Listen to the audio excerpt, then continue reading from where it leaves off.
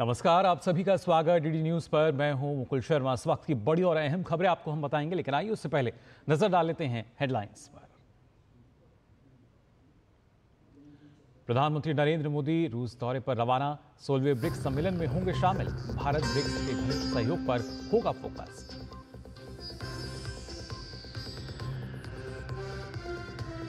महाविकास अघाड़ी में सीट बंटवारे को लेकर तनातनी के बीच कांग्रेस जारी कर सकती है पहली सूची। महाराष्ट्र और झारखंड में आज से नामांकन का दौर शुरू।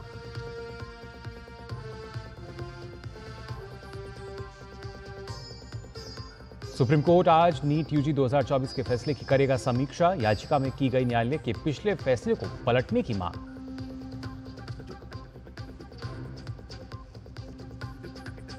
बढ़ते प्रदूषण के बीच दिल्ली एनसीआर में आज से ग्रेड 2 लागू। कई जगहों पर AQI लेवल 300 के पार।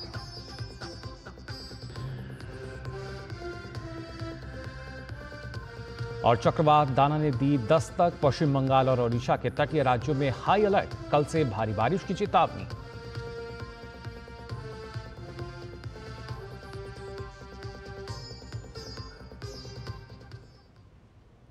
और आइए बुलेटिन में सबसे पहले बात करते हैं प्रधानमंत्री की रूस यात्रा की, यानी ब्रिक्स की।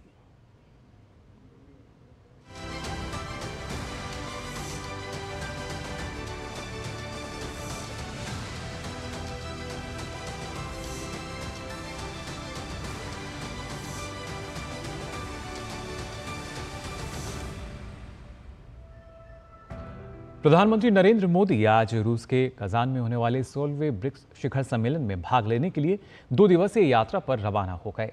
इस बार के ब्रिक्स शिखर सम्मेलन का विषय न्यायपूर्ण वैश्विक विकास और सुरक्षा के लिए बहुपक्षवाद को मजबूत करना है। शिखर सम्मेलन नेताओं को प्रमुख वैश्विक मुद्दों पर चर्चा करने के लिए एक महत्वपूर्ण मंच प्रदान करेगा। इसमें ब्रिक्स द्वारा शुरू की गई पहलों की प्रगति का भी आकलन किया जाएगा। भारत ब्रिक्स का संस्थापक सदस्य है और इसकी स्थापना के बाद से ही इसकी सभी गतिविधियों, पहलों और प्रतिबद्धताओं में भाग लिया है। भारत ने 2 दिवसीय शिखर सम्मेलन आर्थिक सहयोग को भी मजबूत करेगा। ऊर्जा और खाद्य सुरक्षा, स्वास्थ्य देखभाल और युवा आदान प्रदान के लिए सहयोग को बढ़ावा देगा। पिछले साल जोहानिसबर्ग शिखर सम्मेलन में ब्रिक्स के पहले विस्तार के बाद ये पहला शिखर सम्मेलन होगा। शिखर सम्मेलन आज से शुरू होगा, लेकिन शिखर सम्मेलन का मुख्य दिन कल का होगा। प्रधानमंत्री मोदी रूस के राष्ट्रपति व्लादिमीर पुतिन के साथ मुलाकात करेंगे। शिखर सम्मेलन के अलावा प्रधानमंत्री के कुछ द्विपक्षीय बैठकों में भी भाग लेने की उम्मीद है। प्रधानमंत्री नरेंद्र मोदी आज से कजान में आयोजित ब्रिक्स शिखर सम्मेलन में भाग लेने के लिए रूस के लिए रवाना हो गए हैं। पीएम ने अपनी इस यात्रा को लेकर एक वक्तव्य जारी किया है। उन्होंने लिखा है कि रूस के राष्ट्रपति व्लादिमीर पुतिन के निमंत्रण पर आज कजान के 2 दिन के लिए दौरे पर जा रहा हूं, जहां 16वां ब्रिक्स शिखर सम्मेलन होगा। पीएम के बयान में कहा गया है कि भारत ब्रिक्स के भीतर घनिष्ठ सहयोग को महत्व देता है, जो वैश्विक विकास के एजेंडे, सुरक्षा के लिए बहुपक्षवाद, जलवायु परिवर्तन, आर्थिक सहयोग, लचीली आपूर्ति श्रृंखलाओं का निर्माण, सांस्कृतिक और लोगों के जुड़ाव को बढ़ावा देने जैसे मुद्दों पर बातचीत और चर्चा के लिए एक महत्वपूर्ण मंच के रूप में उभरा है। पिछले साल नए सदस्यों को शामिल करने के साथ ही ब्रिक्स के विस्तार ने नए वैश्विक हितों के लिए इसकी समावेशिता और एजेंडे को आगे बढ़ाया है।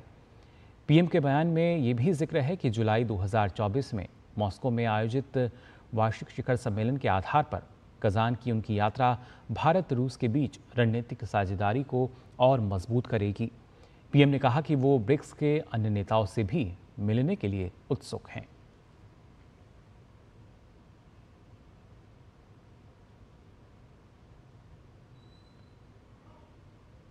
तो 16वां ब्रिक्स सम्मेलन रूस की अध्यक्षता में कजान शहर में आयोजित किया जा रहा है। प्रधानमंत्री नरेंद्र मोदी 16वें ब्रिक्स शिखर सम्मेलन में हिस्सा लेने के लिए रूस के लिए रवाना हो चुके हैं। वहीं जहां पीएम मोदी ब्रिक्स सम्मेलन में हिस्सा लेने के साथ साथ रूस के राष्ट्रपति व्लादिमीर पुतिन के साथ द्विपक्षीय बैठक में भी हिस्सा लेंगे। पीएम मोदी के ब्रिक्स सम्मेलन में शामिल होने को लेकर हमारे संवाददाता आरेंद्र प्रताप सिंह ने रूस में भारत के राजदूत विनय कुमार से विशेष बातचीत की।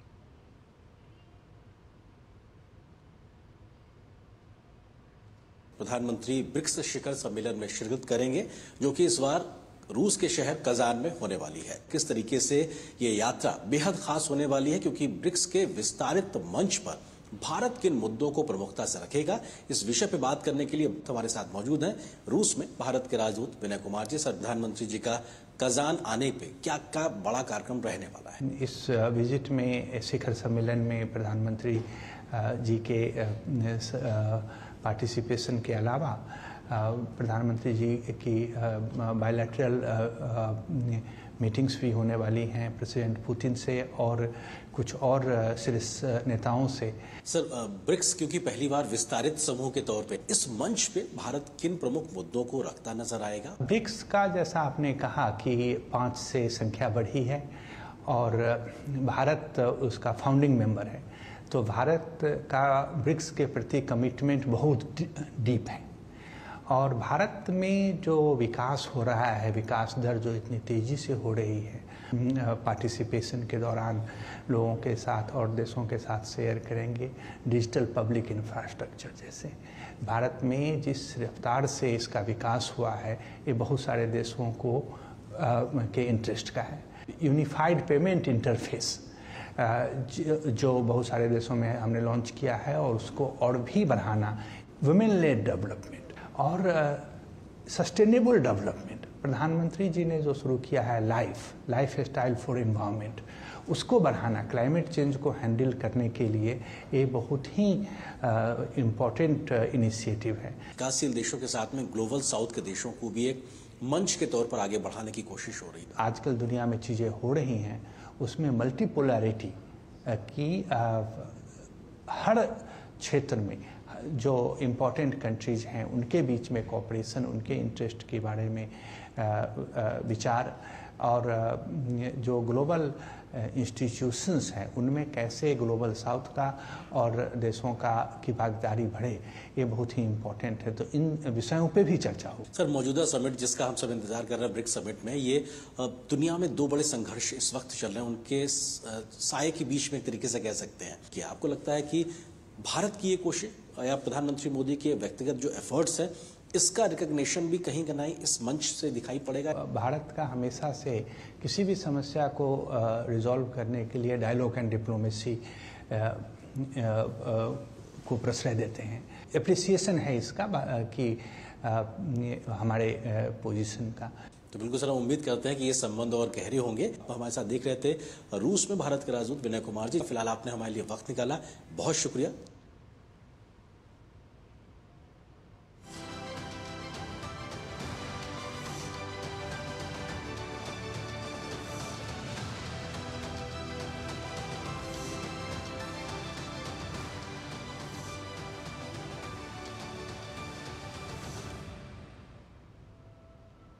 तो आपने देखी ब्रिक्स से जुड़ी जो खबरें हैं, लगातार इनके बारे में आपको अपडेट हम देते रहेंगे। फिलहाल अब आइए खबरों में आगे भी बढ़ते हैं। यूपी पुलिस पर एनकाउंटर को लेकर सवाल उठने के बाद योगी सरकार ने नई गाइडलाइन जारी की है। डीजीपी की ओर से इसको लेकर दिशा निर्देश जारी किए गए हैं। इसके तहत एनकाउंटर में अपराधी की मौत या घायल होने पर शूटआउट साइट की वीडियोग्राफी करानी होगी। अगर एनकाउंटर में अपराधी की मौत हो जाती है तो 2 डॉक्टर का पैनल डेड बॉडी का पोस्टमार्टम करेगा और उसकी भी वीडियोग्राफी होगी। इतना ही नहीं, जिस जगह पर शूट आउट हुआ है वहां फॉरेंसिक टीम भी निरीक्षण करेगी। एनआईए ने पंजाब में हुए आतंकी साजिश मामले में खालिस्तानी आतंकवादियों रिंदा और लांडा के प्रमुख सहयोगी गुरप्रीत सिंह उर्फ गोपी के खिलाफ चार्जशीट दाखिल की है। तरनतारन के मोहाली स्थित एनआईए की विशेष अदालत ने ये चार्जशीट दाखिल की है। जांच में पंजाब और देश के अन्य हिस्सों में आतंक फैलाने के लिए बब्बर खालसा के आतंकवादियों द्वारा रची गई साजिश में उसकी भूमिका स्थापित हुई है। एनआईए की जांच के अनुसार आरोपी दिसंबर 2022 में पुलिस स्टेशन सरहाली पर आरपीजी हमले में शामिल था, जिसमें पता चला कि उस मामले में जेल से रिहा होने के बाद भी अपने विदेशी संचालकों के संपर्क में रहा था। एनआईए की जांच में ये भी पता चला है कि गुरप्रीत ने लखबीर सिंह उर्फ लांडा के निर्देश पर व्यापारियों से बड़े पैमाने पर जबरन वसूली के जरिए भारत में बब्बर खालसा और उसके गुर्गों के लिए धन जुटाने की साजिश रची थी। और बात करते हैं आगामी विधानसभा चुनाव को लेकर। पहले बात महाराष्ट्र की अगर की जाए तो यहाँ पर विधानसभा चुनाव के लिए प्रत्याशी आज से नामांकन दाखिल कर पाएंगे। नामांकन दाखिल करने की अंतिम तारीख 29 अक्टूबर है। 30 अक्टूबर को नामांकन पत्रों की जांच की जाएगी। 15वीं विधानसभा के लिए 20 नवंबर को मतदान होगा और नतीजे 23 नवंबर को घोषित किए जाएंगे। महाराष्ट्र विधानसभा चुनाव से पहले महाविकास आघाड़ी में चल रही टकराव की स्थिति जस की तस बनी हुई है। कांग्रेस और उद्धव ठाकरे के शिवसेना के बीच चल रही सीटों की खींचतान खत्म होती फिलहाल नजर नहीं आ रही है। दोनों के बीच खासतौर पर विदर्भ की 12 सीटों को लेकर तनातनी चल रही है। ऐसे में अब दोनों के बीच के तनाव को सुलझाने और मध्यस्थता करने के लिए शरद पवार सामने आए हैं। हालांकि महाराष्ट्र कांग्रेस के प्रदेश अध्यक्ष नाना पटोले ने कहते हैं कि महाविकास आघाड़ी में कोई मतभेद नहीं है। सीट बंटवारे पर चर्चा चल रही है और जल्द ही मसला सुलझ जाएगा। पटोले के अनुसार अब तक कांग्रेस की 96 सीट पर चर्चा पूरी हो चुकी है। एनसीपी प्रमुख शरद पवार और शिवसेना प्रमुख उद्धव ठाकरे आज फिर से मुलाकात करने वाले हैं। दरअसल कांग्रेस के विदर्भ के नेताओं की दलील ये है कि जैसे ठाकरे की शिवसेना का गढ़ कोंकण है, वैसे ही विदर्भ कांग्रेस का गढ़ है और कांग्रेस अपने किले में अधिकतम जगह लेने की दिशा में काम कर रही है। दरअसल लोकसभा चुनाव में कांग्रेस को विदर्भ में बड़ी सफलता मिली थी, इसलिए कांग्रेस ने विधानसभा चुनाव में भी विदर्भ की सीटों पर दावा ठोका है। लेकिन जब से ठाकरे गुट ने इसमें से कुछ सीटों की मांग की है तो कांग्रेस और ठाकरे गुट में विवाद की स्थिति पैदा हो गई। इसलिए विदर्भ के कांग्रेस नेता दिल्ली में डटे हुए हैं। इससे पहले कल दिल्ली में कांग्रेस केंद्रीय चुनाव समिति की बैठक हुई। उम्मीद है कि आज उम्मीदवारों की सूची कांग्रेस से जारी कर सकती है। कांग्रेस और शिवसेना के नेताओं ने इस बात का हालांकि खंडन किया है कि वो गठबंधन से अलग होंगे, लेकिन राजनीतिक गलियारों में ये चर्चा शुरू हो ही रही है कि क्या इससे महाविकास आघाड़ी का राजनीतिक समीकरण नहीं बिगड़ जाएगा। वहीं झारखंड की अगर बात करें तो झारखंड में विधानसभा चुनाव का बिगुल बज चुका है। झारखंड विधानसभा चुनाव के दूसरे चरण की 38 सीटों के लिए आज से नामांकन दाखिल कर पाएंगे। इन सीटों पर नामांकन की अंतिम तिथि 29 अक्टूबर निर्धारित की गई है, जबकि 30 अक्टूबर को नामांकन पत्रों की जांच की जाएगी। 1 नवंबर तक नामांकन पत्र वापस लिए जा सकेंगे। इन सीटों पर 20 नवंबर को मतदान होगा। झारखंड में 81 विधानसभा सीटों पर 2 चरण में मतदान होना है। राज्य में पहले चरण का मतदान 13 नवंबर को 43 सीटों पर होगा, तो वहीं वोटों की गिनती 23 नवंबर को होगी। झारखंड में 29,562 पोलिंग बूथ बनाए गए हैं। इसमें 24,520 बूथ ग्रामीण क्षेत्रों में होंगे। राज्य में 2.6 करोड़ मतदाता हैं, जिसमें महिला मतदाता 1.2 करोड़ और पुरुष मतदाता 1.31 करोड़ हैं। और वहीं झारखंड विधानसभा चुनाव को लेकर केंद्रीय मंत्री चिराग पासवान ने चतरा विधानसभा सीट से उम्मीदवार की घोषणा कर दी है। पार्टी ने जनार्दन पासवान को चतरा से टिकट दिया है। चिराग पासवान ने कहा कि चतरा की सीट पर जीत के साथ ही एलजेपी झारखंड में भी अपनी जीत की शुरुआत करेगी।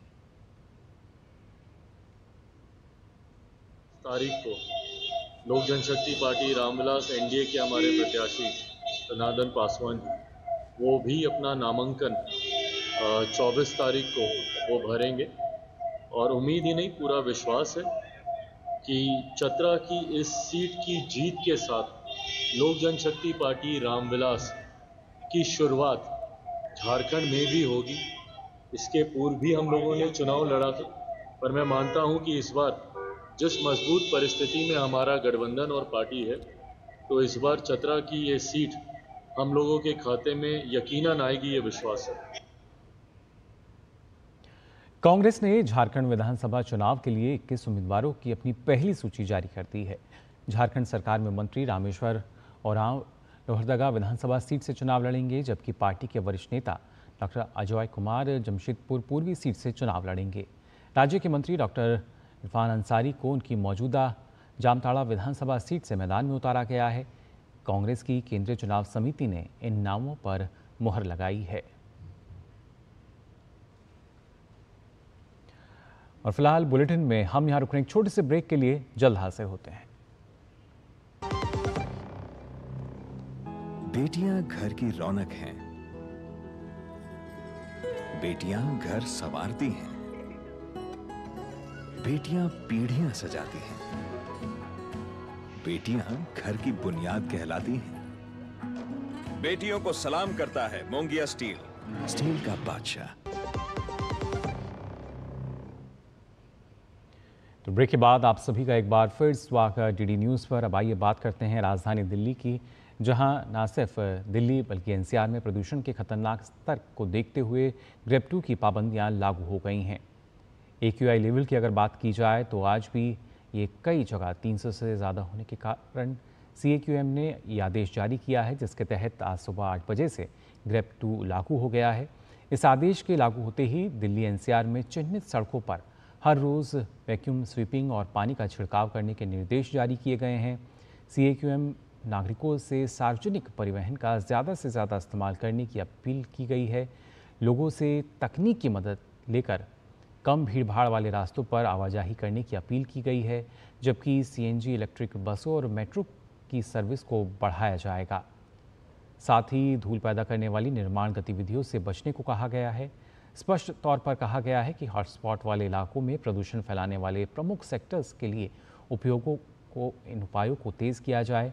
इस दौरान डीजल जनरेटर चलाने पर रोक रहेगी। नेचुरल गैस, बायोगैस, LPG से चलने वाले जनरेटर चल सकेंगे। जनरेटरों के इस्तेमाल को कम करने के लिए निर्बाध बिजली आपूर्ति सुनिश्चित करने को भी कहा गया है। वहीं प्राइवेट गाड़ियों के इस्तेमाल को कम करने के लिए पार्किंग फीस को बढ़ाया जाएगा। तो ये कुछ नए नियम जो कि ग्रेड 2 के तहत लागू हो गए हैं, पाबंदियां, जिसके चलते प्रयास है कि जो प्रदूषण है उसके स्तर में कुछ कमी आ पाए। तो राजधानी दिल्ली एक बार फिर से प्रदूषण जो है यहाँ पर अब पैर पसार चुका है। दिल्ली में हवा की गुणवत्ता खराब से खतरनाक स्तर तक पहुँच रही है। आज सुबह अक्षरधाम इलाके में AQI बहुत खराब श्रेणी में नज़र आया। पूरे इलाके में स्मॉग की परत देखी गई। इसकी वजह से लोगों को सांस लेने में काफ़ी परेशानी हो रही है। इसके साथ ही दिल्ली के आनंद विहार इलाके की भी अगर बात करें तो यहाँ भी धुंध की परत नज़र आई। यहाँ AQI लेवल जो है 382 दर्ज किया गया, जिसे CPCB के अनुसार बहुत खराब श्रेणी में रखा गया है। पूरे इलाके में स्मॉग की परत देखी जा रही है। प्रदूषण बढ़ने की वजह से लोगों की सेहत पर भी असर पड़ने लगा है। कहीं बाहर निकलने में सर अच्छी बात नहीं है सर। निकलना चाहते हैं बच्चों को तो सर मास्क लगाना पड़ता है, परेशानी होने लगती है अभी तो। अब बट अगर बाद में दिक्कत होगी फिर बच्चों को इन्फेक्शन फैलेगा, दवाई लेनी पड़ेगी, परेशानी होगा सर। गरीब आदमी कहाँ से क्या करेगा। गवर्नमेंट को बहुत ज़्यादा ध्यान देना चाहिए इस चीज़ पे। बहुत प्रदूषण है, इसके लिए मेरा दरख्वास्त है कि इसको देखे जो यहाँ की सरकार है, ये देख के इसको सही कराए। यहाँ आदमी ज़्यादा बीमार पड़ रहा है। सरकार से यही है कि इसका जो प्रदूषण है थोड़ा कम होना चाहिए। उसके साथ ही इंडिया गेट और आसपास के इलाकों की भी अगर हम बात करें तो AQI यहाँ बहुत ख़राब श्रेणी में 328 पर पहुँच गया है। इसके अलावा नेहरू प्लेस और ITO में भी AQI बहुत ख़राब श्रेणी में दर्ज किया गया। वहीं बढ़ते प्रदूषण के कारण लोगों को काफ़ी परेशानी हो रही है। लोगों का कहना है कि उन्हें सांस लेने में तकलीफ हो रही है और आंखों में जलन महसूस हो रही है।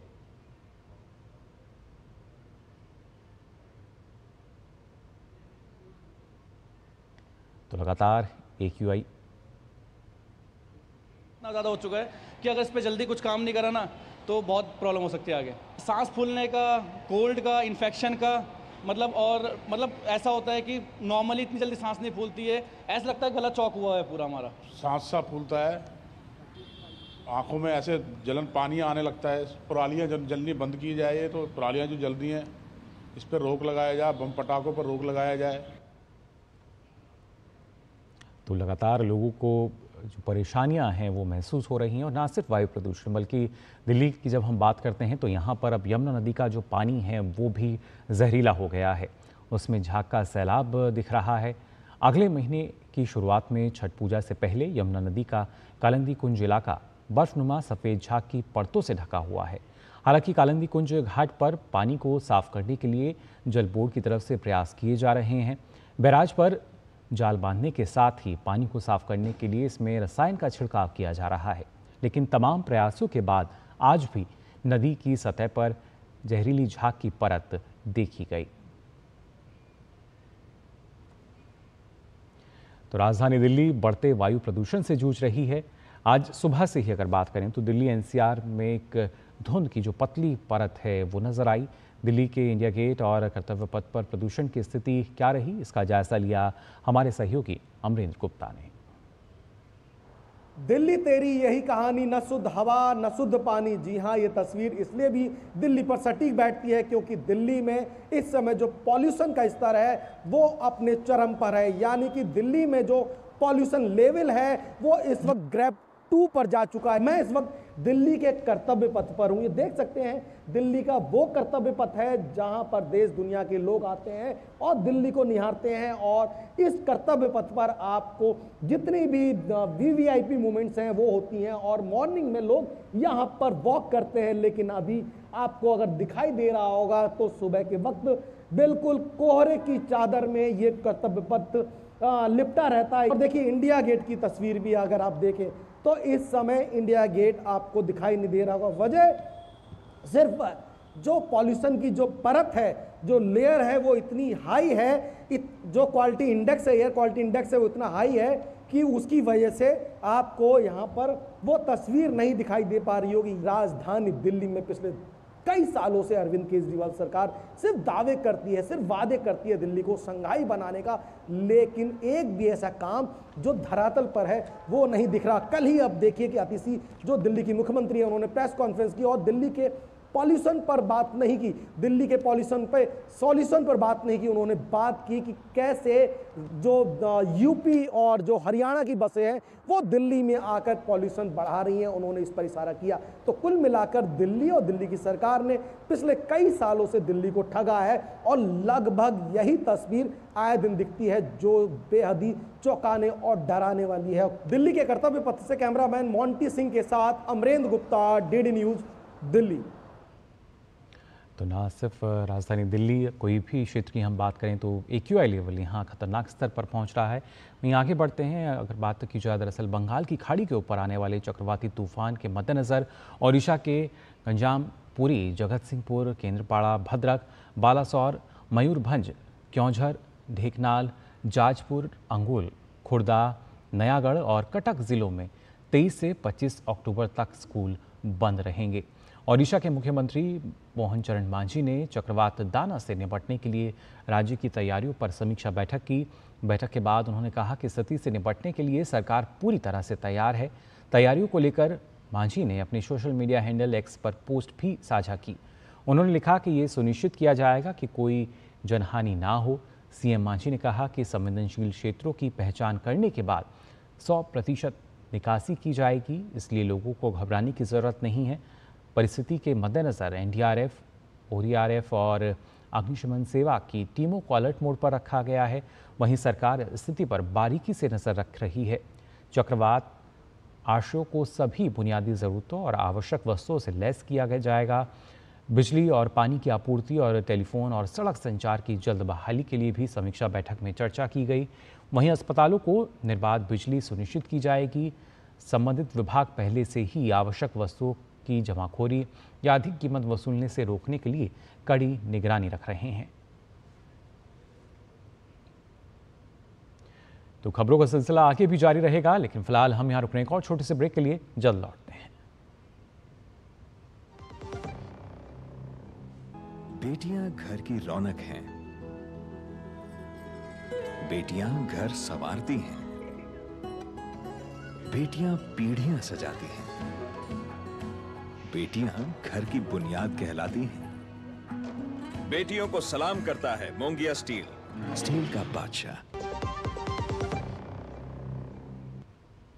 तो ब्रेक के बाद आप सभी का एक बार फिर स्वागत। डीडी न्यूज़ पर आइए खबरों में आगे बढ़ते हैं। बात करते हैं दरअसल सुप्रीम कोर्ट आज नीट यूजी 2024 के फैसले की समीक्षा करेगा। दाखिल की गई याचिका में न्यायालय के पिछले फैसलों को पलटने की मांग की गई है, जिसमें नीट यूजी परीक्षा के दौरान अनियमितताओं के दावों में कोई दम नहीं पाया गया था। बता दें कि उच्च न्यायालय ने राष्ट्रीय एनटीए के प्रशासनिक संचालन के बारे में व्यापक चिंताओं को भी स्वीकार किया था, जो कि नीट यूजी की देखरेख करने वाली संस्था है। वहीं इससे पहले सर्वोच्च न्यायालय ने भारत सरकार को एनटीए की पारदर्शिता और प्रभावशीलता की जांच करने और उसे बढ़ाने के लिए एक समिति गठित करने का निर्देश दिया था। और वहीं वक्फ संशोधन विधेयक 2024 पर बनी संयुक्त संसदीय समिति की आज फिर से बैठक हो रही है। इससे पहले कल हुई बैठक में एक बार फिर जोरदार हंगामा हुआ। विपक्षी दलों के सांसदों ने सवाल उठाया कि सरकार को इस बिल को जल्दबाजी में लाने की जरूरत क्यों पड़ी।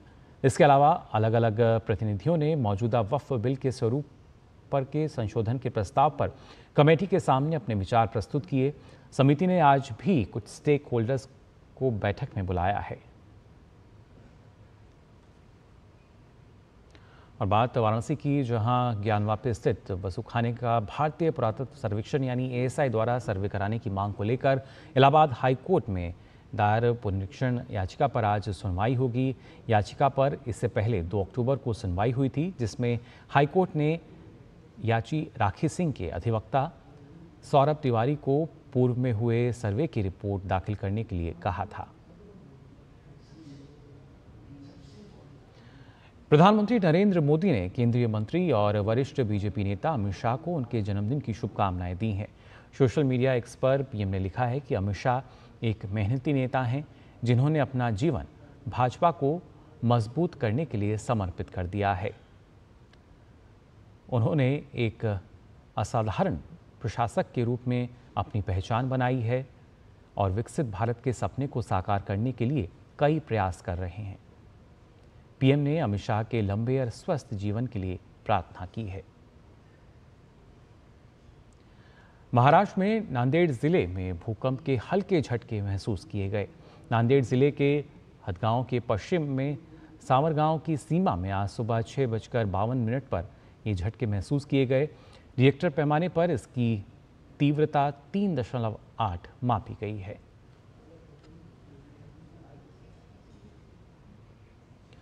यूपी के बुलंदशहर जिले के सिकंदराबाद में घरेलू सिलेंडर फटने से 2 मंजिला मकान का लेंटर गिर गया, जिसके बाद मलबे में दबने से एक ही परिवार के 5 लोगों की मौत हो गई। आपको बता दें कि सिकंदराबाद के आशापुरी कॉलोनी में देर रात रियाजुद्दीन नामक व्यक्ति के घर में अचानक सिलेंडर विस्फोट हो गया। हादसे के बाद मची चीख पुकार से इलाके में अफरा तफरी मच गई। सूचना मिलते ही मौके पर बुलंदशहर के डीएम समेत इलाके के एसएसपी और एसडीआरएफ की टीम घटनास्थल पर पहुंची, जिसके बाद जेसीबी की मदद से घंटों तक रेस्क्यू ऑपरेशन चलाया गया। मलबे में दबे कई लोगों को बचाव दल ने जिंदा भी बाहर निकाला। हालांकि इस हादसे में रियाजुद्दीन, उनकी पत्नी रुखसाना, 2 पुत्री और 1 पुत्र की मौत हो गई। प्रशासन ने शवों को पोस्टमार्टम के लिए भेज दिया है। वहीं 3 लोग गंभीर रूप से घायल हैं, जिनको अस्पताल में भर्ती कराया गया है। आपको बता दें कि इस मकान में कुल 18 लोग रह रहे थे। बुलंदशहर के डीएम चंद्रप्रकाश सिंह ने बताया कि करीब 9 लोगों को सुरक्षित बाहर निकाल लिया गया है।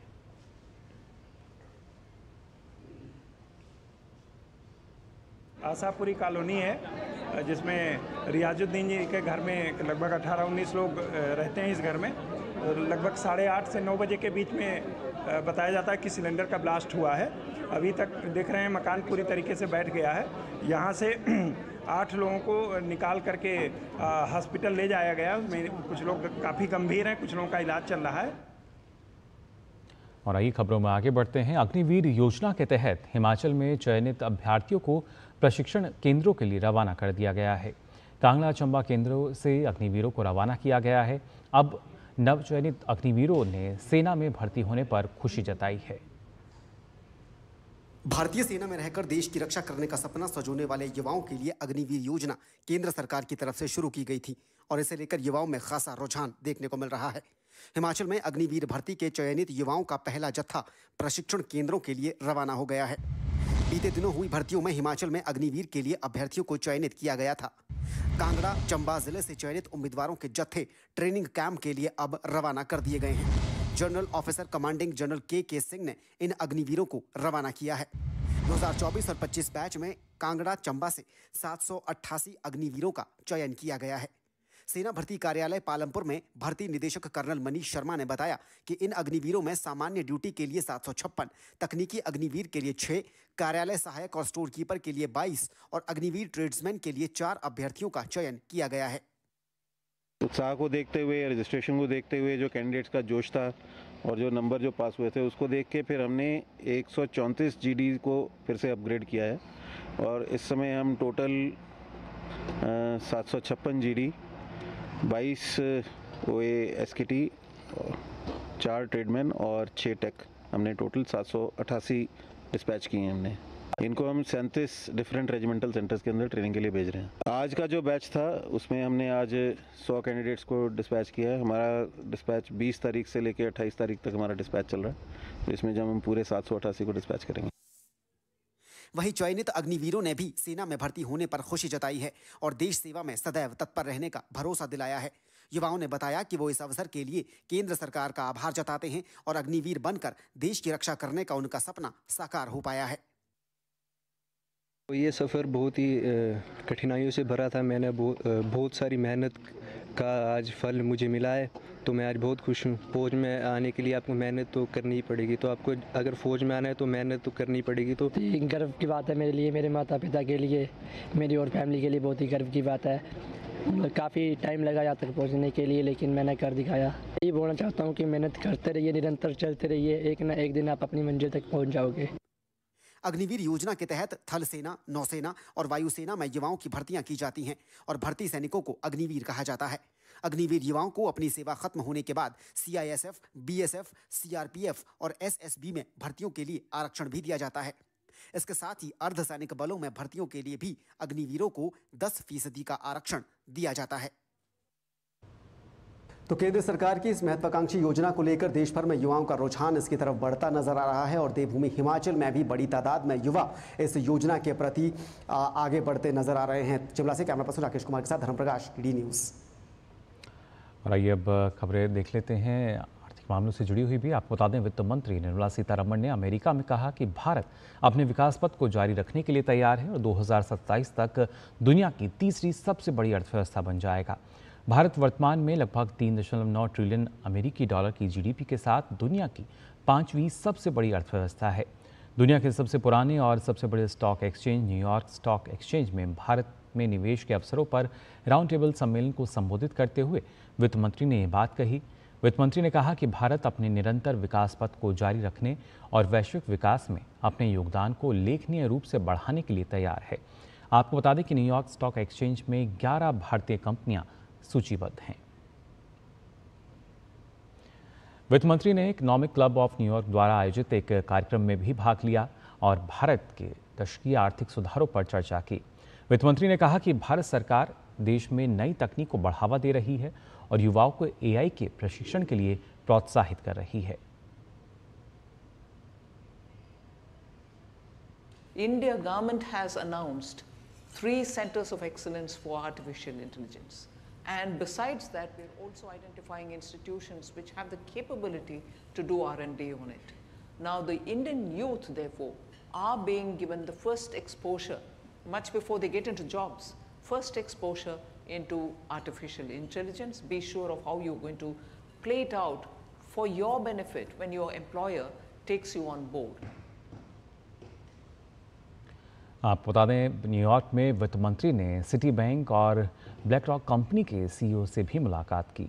ब्लैक रॉक कंपनी के CEO से मुलाकात के दौरान NIFF और गिफ्ट सिटी के माध्यम से वैश्विक निवेशकों के लिए अवसरों पर चर्चा की गई। साथ ही ग्रीन टेक और बैटरी स्टोरेज की फाइनेंसिंग के अवसर पर भी बात हुई। नोबेल पुरस्कार विजेता प्रोफेसर पॉल माइकल रोमर ने कहा है कि जब अमेरिका में सिलिकॉन वैली तेजी से उभर रही थी, तब वह अपने नागरिकों का जीवन स्तर सुधारने में असफल रहा। वहीं भारत ने ये करके दिखाया है कि कैसे डिजिटल टेक्नोलॉजी के जरिए 140 करोड़ लोगों की जिंदगी को बदला जा सकता है।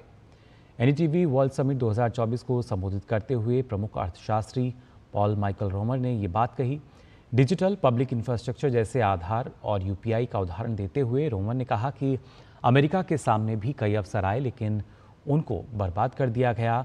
आधार की तारीफ करते हुए नोबेल पुरस्कार विजेता ने कहा कि नागरिकों की सरकारी योजना तक पहुंच बढ़ाने के लिए भारत में डिजिटल टेक्नोलॉजी का उपयोग किया गया है। जनता की भलाई के लिए टेक्नोलॉजी का प्रभावी ढंग से उपयोग करने में एक नियामक के रूप में कार्य करने में सरकार की भूमिका महत्वपूर्ण है। उन्होंने आगे कहा कि भारत में सरकार UPI जैसे ऐप बनाकर खुश है। अमेरिका में ऐसा नहीं हुआ। भारत में लोग देख सकते हैं कि सरकार के तकनीकी और डिजिटल हस्तक्षेप के कारण उनका जीवन कैसे बेहतर हो गया है। और वहीं रियल एस्टेट सेक्टर में संस्थागत निवेश में 2024 की तीसरी तिमाही में सालाना आधार पर 41% की वृद्धि देखी गई है। एक रिपोर्ट में ये जानकारी दी गई है। वेस्टर्न रिसर्च के मुताबिक भारतीय रियल एस्टेट सेक्टर को कैलेंडर वर्ष 2024 की तीसरी तिमाही के दौरान विदेशी संस्थागत निवेशकों यानी FII से $436 मिलियन यानी करीब 3700 करोड़ रुपए हासिल हुए हैं। पिछले वर्ष की इसी अवधि की तुलना में ये निवेश 139% ज़्यादा देखने को मिला है। कुल मिलाकर इस सेक्टर को तिमाही के दौरान $0.96 बिलियन का संस्थागत निवेश प्राप्त हुआ।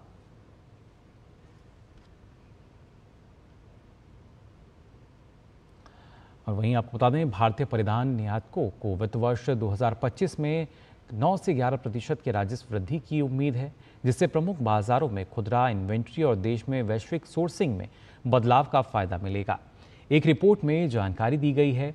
क्रेडिट रेटिंग ICRA को उम्मीद है कि मांग में सुधार के साथ वित्त वर्ष 2025 और 2026 में पूंजीगत व्यय में वृद्धि होगी और ये कारोबार के 5 से 8% के दायरे में रह सकता है।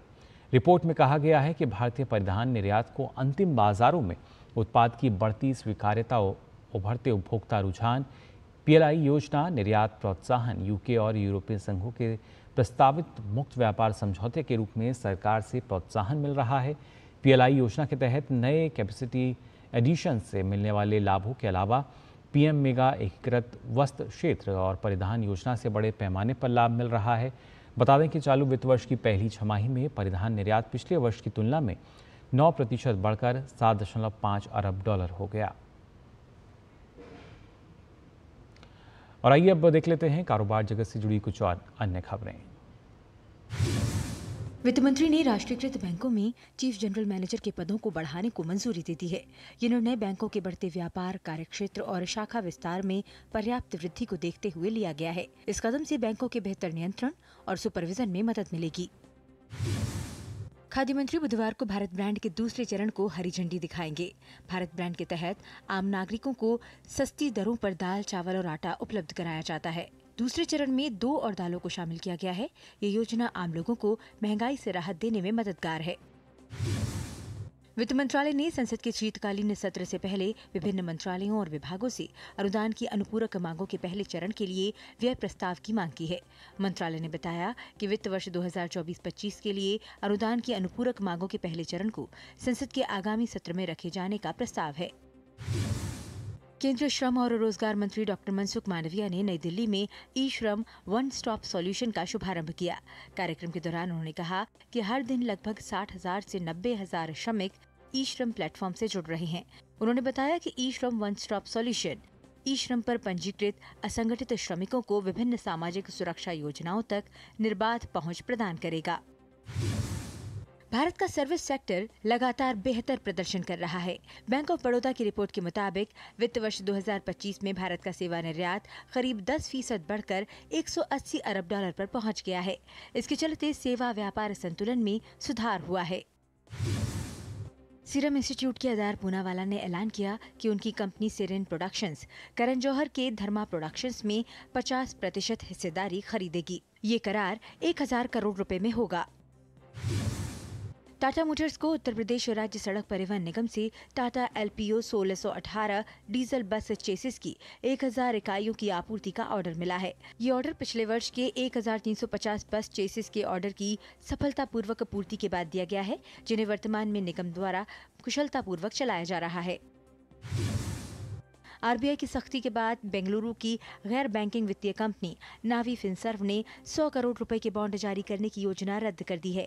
ज्यादा ऋण वसूलने के कारण नावी फिनसर्व 2 सूक्ष्म वित्त संस्थानों सहित 3 अन्य NBFC पर पिछले सप्ताह ऋण मंजूर करने और जारी करने पर प्रतिबंध लगाया गया था। उसके बाद नावी फिनसर्व का ये कदम सामने आया है। निवा बुपा हेल्थ इंश्योरेंस को IPO के लिए बाजार नियामक सेबी से अंतिम मंजूरी मिल गई है। कंपनी को IPO के जरिए 3000 करोड़ रुपए जुटाने के लिए मंजूरी मिली है। और वहीं अगर बात की जाए मध्य प्रदेश के विंध्याचल की, तो यहाँ पर उद्योग धंधों की अपार संभावनाएं हैं। इन संभावनाओं को अब रीवा एयरपोर्ट बन जाने से उड़ान मिलने वाली है। कैसे ये संभव होगा, DD न्यूज़ संवाददाता आदित्य श्रीवास्तव की आइए रिपोर्ट देखते हैं। औद्योगिक संभावनाओं को तलाशने के लिए रीजनल इंडस्ट्री कॉन्क्लेव का आयोजन किया जा रहा है और उससे पहले रीवा एयरपोर्ट की शुरुआत हो चुकी है। अब मध्य प्रदेश की सरकार तमाम निवेशकों को ये भी बताने की कोशिश करेगी कि आप उद्योग धंधे लगाने तो आएंगे, साथ ही आपको एयर कनेक्टिविटी की सुविधा भी अब विंध्य अंचल से मिलने जा रही है और इसका सीधा लाभ न सिर्फ मध्य प्रदेश बल्कि देश की अर्थव्यवस्था पर भी पड़ सकता है। मध्य प्रदेश का विंध्य अंचल खनिज संपदाओं से भरा है। यहाँ सीमेंट उद्योग भी बड़ी मात्रा में है। 40 मिलियन टन सीमेंट का यहाँ उत्पादन होता है। कोयले के लिहाज से सिंगरौली में अपार संभावनाएं हैं। रीवा में हवाई अड्डे की शुरुआत होने से खनिज और सीमेंट समेत विभिन्न उद्योगों को बढ़ावा मिलेगा। बहुत सारे भारत के ऐसे बड़े उद्योगपति जो शायद रीवा कभी भी नहीं आते, वो बहुत सारे तो बड़े बड़े उद्योगपति रीवा पहुंच रहे हैं सिविस्कांड से, क्योंकि यहाँ पर एयरपोर्ट आ चुका है। बहुत सारे प्राइवेट प्लेन लैंड करने वाले हैं और बड़े बड़े भारत के चेहरे उतरने वाले हैं। हमारे शहर का फुटफॉल और हमारे शहर का राष्ट्रीय अंतर्राष्ट्रीय लेवल पे इसका नाम भी अंकित होगा। और जिस प्रकार से ये एयरपोर्ट का इनॉग्रेशन हुआ है, उसी के बाद 2-3 दिन बाद हमारे यहाँ एक इंडस्ट्रियल कॉन्क्लेव भी है। एयर लाइन जुड़ जाती है, उससे हमारा समय बहुत बचता है। जो हम ट्रैवलिंग 10 घंटे में करते थे वो 2-2.5 घंटे में हमारी हो जाएगी। और हमें बनारस जाना पड़ता था, प्रयाग जाना पड़ता था, तो अब हमें रीवा से ही वो सुविधा उपलब्ध हो जाएगी। तो आने वाले समय में व्यापार की दृष्टि से भी और चिकित्सा की दृष्टि से भी हमें सभी प्रकार से इसका बहुत लाभ मिलेगा और सकारात्मक इसका प्रभाव रहेगा। मध्य प्रदेश का विंध्य क्षेत्र उत्तर प्रदेश से लगा हुआ है, साथ ही छत्तीसगढ़ भी बेहद करीब है।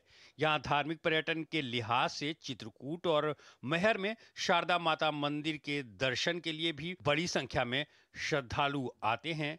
रीवा हवाई अड्डा बन जाने से न सिर्फ यात्री विमान बल्कि आने वाले समय में कार्गो विमानों के शुरू होने से निर्यात में बढ़ोतरी दर्ज की जाएगी।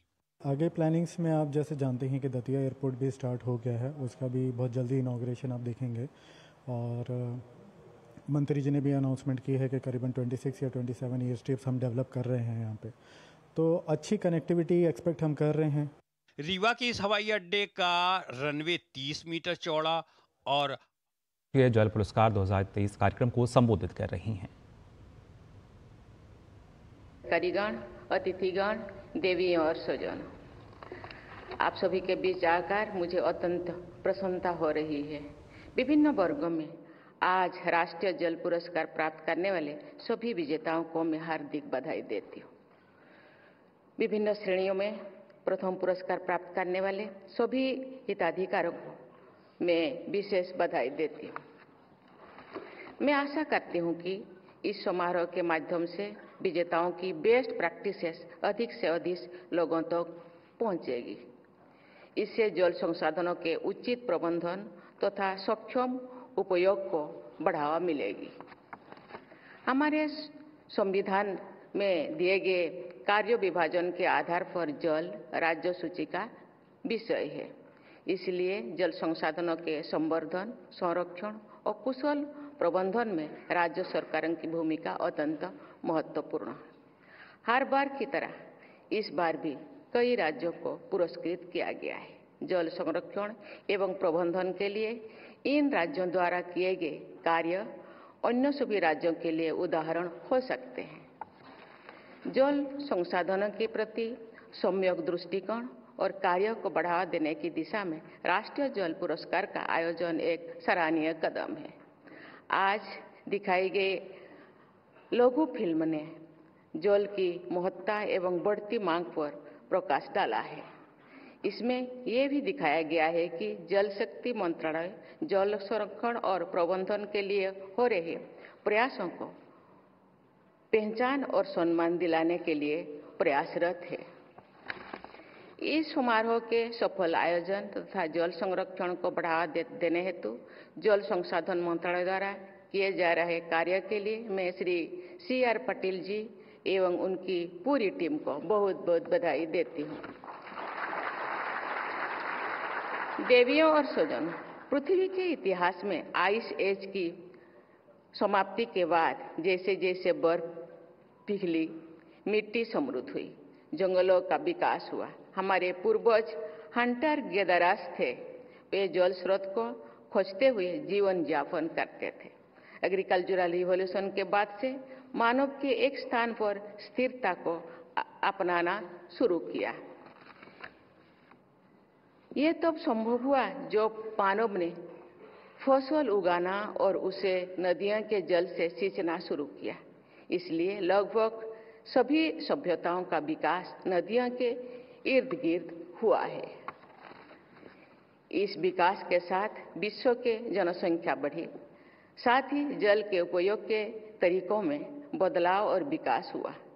ये कहा जा सकता है कि पानी और मनुष्यों के बीच की संबंध ने मानव इतिहास को दिशा दी है। लेकिन ऐसा भी लगता है कि जल के महत्व को हम जानबूझकर भूल जाते हैं।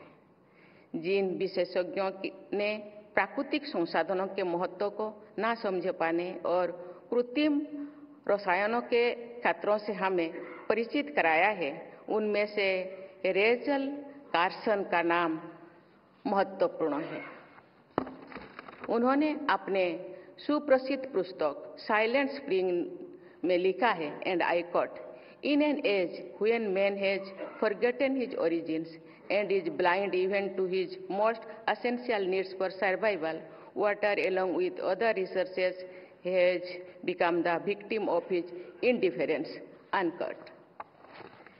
ये सर्वविदित होने के बाद भी कि पृथ्वी पर मीठी पानी के संसाधन सीमित मात्रा में उपलब्ध है, हम जल संरक्षण और प्रबंधन की उपेक्षा कर देते हैं। मानव निर्मित कारणों से ये संसाधन प्रदूषित हो रही है और समाप्त भी हो रही है। भूमिगत जल न केवल प्रदूषित हुआ है, उसका पुनर्निर्भरण भी नहीं हो पा रहा है। ये अत्यंत चिंताजनक है। देवियों और स्वजनों, प्रत्येक व्यक्ति के लिए पानी एक मूलभूत आवश्यकता होने के साथ उसका बुनियादी मानवाधिकार भी है। स्वच्छ जल की उपलब्धता सुरक्षित किया बिना ये स्वच्छ और समृद्ध समाज का निर्माण नहीं किया जा सकता है। अन्य लोगों की अपेक्षा वंचित वर्ग के स्वास्थ्य, खाद्य सुरक्षा और जीविकापार्जन पर पानी की अनुपलब्धता और अस्वच्छता का ज्यादा गंभीर असर पड़ता है। जल संरक्षण और जल संचयन को बढ़ावा देने के लिए भारत सरकार ने कई सराहनीय कदम उठाए हैं। सतत भूजल प्रबंधन के लिए अटल भूजल योजना लागू की जा रही है। जल शक्ति अभियान क्रियान्वित किया जा रही है, जिसके अंतर्गत रेन वाटर हार्वेस्टिंग को बढ़ावा दिया जा रहा है। प्रधानमंत्री कृषि सिंचाई योजना, पार ड्रॉप मोर क्रॉप के माध्यम से सिंचाई में जल उपयोग दक्षता को बढ़ा जा सकता है। अमृत 2.0 योजना के माध्यम से शहरी क्षेत्रों में प्रत्येक घर में नल से जल की आपूर्ति करने पर कार्य किया जा रहा है। 2019 में सरकार द्वारा जल जीवन मिशन का शुभारंभ किया गया है। इस मिशन की शुरुआत के समय केवल 17% ग्रामीण परिवार के पास टैप वाटर की सुविधा थी। आज 78% से अधिक परिवारों के पास नल से जल पहुंचा दिया गया है। कई राष्ट्रीय एवं अंतर्राष्ट्रीय संस्थानों का मानना है कि जल जीवन मिशन के कार्यान्वयन से ग्रामीण क्षेत्र में रहने वाले लोगों के जीवन में उल्लेखनीय सुधार आया है। देवियों और स्वजनों, हमारी परंपरा में वायु और जल को बहुत सम्मान से देखा जाता है। ये बात इस तथ्य से भी स्पष्ट होती है कि हम क्लाइमेट के लिए जलवायु शब्द का प्रयोग करते रहे हैं। हमें जल और वायु दोनों का प्रदूषण से बचाना है। भारत के ऋषियों ने हजारों वर्षों पहले वेदों में कहा है, माँ आपो हिंसो, अर्थात हम जल को नष्ट ना करें, उसका संरक्षण करें।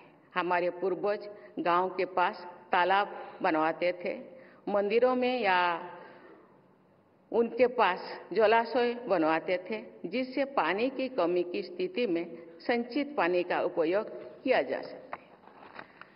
दुर्भाग्य से हम अपने पूर्वजों के ज्ञान को भूलते जा रहे हैं। कुछ लोगों ने निजी स्वार्थ के लिए जलाशय को अतिक्रमण कर दिया है।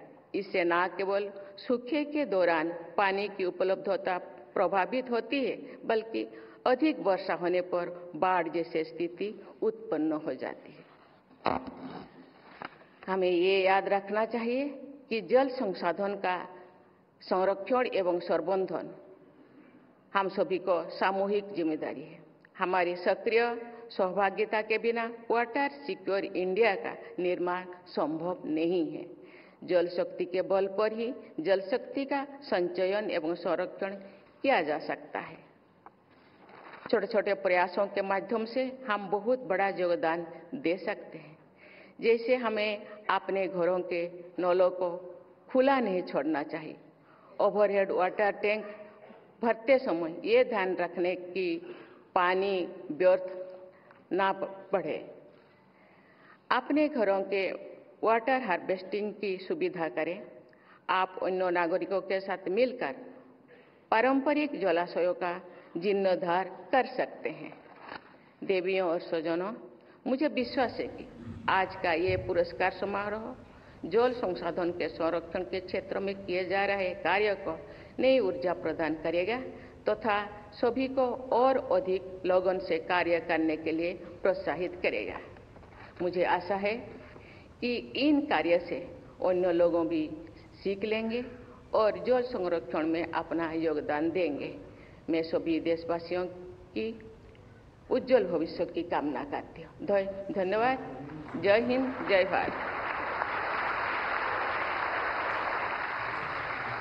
हार्दिक धन्यवाद आप सभी। तो आप देख रहे थे यहाँ पर राष्ट्रपति द्रौपदी मुर्मू जो कि 5वें राष्ट्रीय जल पुरस्कार कार्यक्रम को संबोधित कर रही थी और उन्होंने बताया कि कैसे देश में जल संरक्षण के लिए काम किया जा रहा है, कैसे जल संचयन के लिए अलग अलग जो योजनाएं हैं वो लागू की गई हैं, कितनी कारगर रही हैं। साथ ही उन्होंने यहाँ रेखांकित किया जल जीवन मिशन को, जिसके चलते हमने देखा किस तरीके से ग्रामीण क्षेत्रों में एक बड़ा बदलाव देखने को मिल रहा है। स्वास्थ्य की दृष्टि से अगर बात की जाए, काफ़ी लाभ जल जीवन मिशन का मिला है और करीब अगर देखा जाए 78% ऐसी आबादी जिनके घर आज नल से जल पहुंच रहा है। सरकार की प्रयास यही थे, कोशिश यही थी कि जो स्वच्छ पेयजल है उसकी आपूर्ति निर्बाध कैसे हो सकती है। जल जीवन मिशन के तहत वो संभव हो पाया है। साथ ही साथ राष्ट्रपति ने यहाँ जिक्र किया कि कृषि क्षेत्र में किस तरीके से जो पानी का उपयोग किया जाता है उसको हम उसकी बचत भी कर सकते हैं। इसके लिए भी अलग अलग योजनाएं जो हैं वो सरकार ने शुरू की, जिसके तहत ना सिर्फ पानी की बचत हो रही है बल्कि इसके साथ साथ जो फसल का उत्पादन है उसमें भी हम देख पा रहे हैं इजाफा हो रहा है। यहाँ उन्होंने जिक्र किया पर ड्रॉप मोर क्रॉप का भी, जो कि इसका एक मूल मंत्र था। और इसके अलावा फिर चाहे अमृत योजना की बात की जाए, ये तमाम ऐसी योजनाएं हैं जिसके ज़रिए जो जल संचयन के लिए लगातार प्रयास होते नज़र आ रहे हैं। और साथ ही साथ इस दौरान उन्होंने बधाई भी दी जिनको उन्होंने पुरस्कृत किया है और कहा कि इस तरह के जो कार्यक्रम हैं, इस तरह के जो आयोजन है वो ना सिर्फ जागरूकता तो फैलाते ही हैं बल्कि हर एक शख्स को प्रोत्साहित करते हैं कि जो पानी जो कि बेहद ही अमूल्य है उसके महत्व को हम समझें, उसको जानें और उसके साथ साथ हर किसी तक ये संदेश जाए कि हम जो जल है उसका संरक्षण करें, उसका संचयन करें, जिसके चलते हर किसी को स्वच्छ पेयजल जो है वो आने वाले समय में भी उपलब्ध हो सके। तो राष्ट्रीय जल पुरस्कार कार्यक्रम को यहाँ राष्ट्रपति द्रौपदी मुर्मू ने संबोधित किया। 5वें राष्ट्रीय जल पुरस्कार ये थे और इस दौरान तमाम ये मुख्य बातें राष्ट्रपति ने अपने संबोधन में कहीं। अब आइए खबरों में आगे बढ़ते हैं और बात कर लेते हैं। आपको बता दें, भारत और सिंगापुर के रक्षा मंत्रियों ने आज नई दिल्ली में 6ठे भारत सिंगापुर रक्षा मंत्रियों की वार्ता की सह अध्यक्षता की। इस बैठक का उद्देश्य दोनों देशों के बीच रक्षा सहयोग को आगे बढ़ाना है। दोनों पक्ष ने इस दौरान साझा हित के क्षेत्रीय और वैश्विक मुद्दों पर विचारों का आदान प्रदान किया। सिंगापुर के रक्षा मंत्री डॉक्टर एंजी इंग हेन इस समय 3 दिन की भारत यात्रा पर हैं। आज सुबह उन्हें दिल्ली कैंट में गार्ड ऑफ ऑनर दिया गया।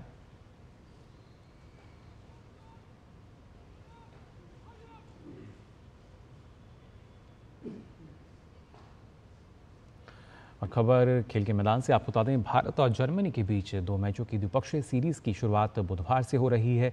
भारतीय हॉकी टीम विश्व चैंपियन जर्मनी के साथ 2 मुकाबले मेजर ध्यानचंद स्टेडियम में 23 और 24 अक्टूबर को खेलेगी।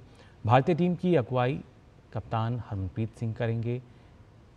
जबकि अगर बात की जाए विवेक सागर जो कप्तान की भूमिका में होंगे, भारतीय टीम के मिडफील्डर हार्दिक सिंह चोट की वजह से इस मैच में नहीं खेल पाएंगे। वहीं बीसीसीआई ने ऑस्ट्रेलिया दौरे के लिए भारतीय टीम ए का ऐलान कर दिया है। 15 सदस्यीय टीम में कमान जो है वो ऋतुराज गायकवाड़ के हाथों में होगी। टीम में विकेटकीपर बल्लेबाज ईशान किशन को भी शामिल किया गया है। ईशान किशन की लंबे समय बाद टीम में वापसी हुई है। भारत और ऑस्ट्रेलिया के सीनियर टीमों के बीच 22 नवंबर से 5 मैचों की टेस्ट सीरीज खेली जानी है और इससे पहले दोनों टीमों की ए टीमें 2 मैच खेलेंगी। इंडिया ए ऑस्ट्रेलिया के खिलाफ मैकॉय और मेलबर्न में 2 प्रथम श्रेणी मैच खेलेगी और फिर पर्थ में भारत की सीनियर टीम के खिलाफ इंटर स्क्वाड मुकाबला खेलेगी। तो फिलहाल के लिए इस बुलेटिन में बस इतना ही, लेकिन देश और दुनिया की तमाम खबरों के लिए आप देखते रहिए डीडी न्यूज़। मुझे दीजिए अनुमति। नमस्कार।